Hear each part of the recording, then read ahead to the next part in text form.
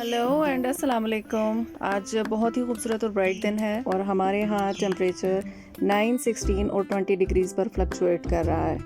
आज live video record की जानी थी मगर सिर्फ इतना ही हिस्सा लाइव रिकॉर्ड किया जा सका है, बाकी में वॉइस ओवर से काम चलाना पड़ेगा। अस्सलाम वालेकुम, this is me Afshar Nasir advocate, hoping you all are good and this is it.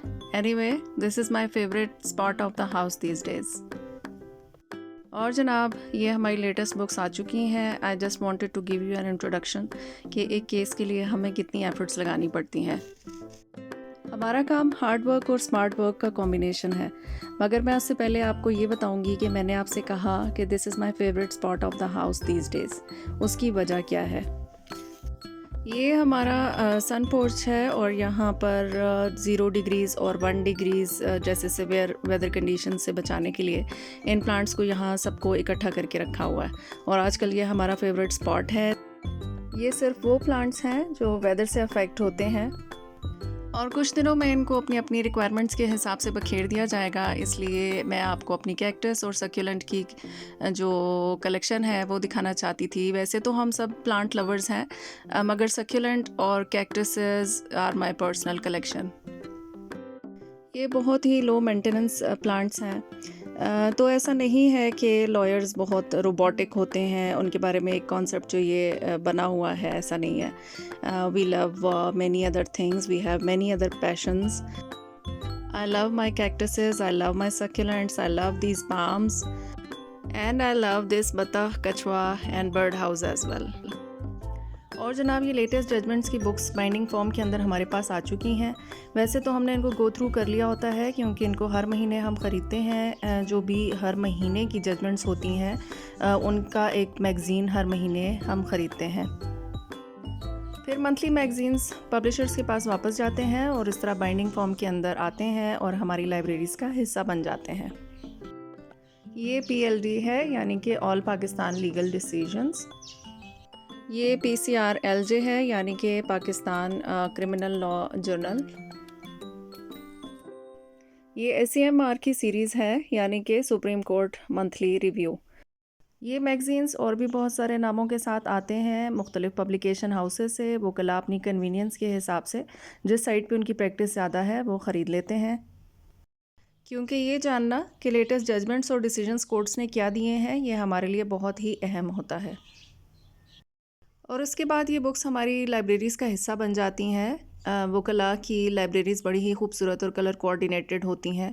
अक्सर ड्रामाज़ और मूवीज़ के अंदर अगर आप देखें तो भी वकला की लाइब्रेरीज़ ही इस्तेमाल की जाती हैं। ये अभी आपने इंडेक्स देखा जो कि अल्फ़ाबेटिकल ऑर्डर के अंदर है। चलें, मिसाल के तौर पर आर्टिकल 19 से रिलेटेड हम एक केस लॉ फाइंड आउट करते हैं। यहाँ पर अब आर्टिकल्स दिखाई दे रहे हैं। Constitution of Pakistan alphabetical order C के अंदर आएगा और फिर ये आर्टिकल्स एक सीक्वेंस के साथ चल रहे हैं। 10, 10A, 10AA आप देख सकते हैं। जैसे कि नेक्स्ट पेज के ऊपर आर्टिकल 17, 14, 17, 18 और ये 19 है। Page number 1267। अब यहाँ पर हमें सिर्फ एक हाईलाइट दिखाई गई है कि जिस हवाले से केस लॉ, जिस लॉ पॉइंट के ऊपर केस लॉ हमें चाहिए, वो पेज नंबर 1267 के ऊपर उसकी डिटेल्ड जजमेंट मौजूद है। अब हमें उसको सर्च करना है। एक साल सारी की सारी जजमेंट्स को एक बुक की फॉर्म के अंदर इकट्ठा करना भी पॉसिबल नहीं है, इसलिए इनको डिफरेंट वॉल्यूम्स के अंदर डिवाइड कर दिया जाता है। आपने देखा कि पेज नंबर्स के हिसाब से मैंने इसका 3rd वॉल्यूम देखा जिसमें वो पेज नंबर नहीं था। अब उसका सेकंड पार्ट के अंदर पेज नंबर 1267 मौजूद है और यहाँ पर वो केस लॉ जिसकी कि मुझे ज़रूरत है उस लॉ पॉइंट को यहाँ पर एक्सप्लेन किया गया है with complete and detail judgment.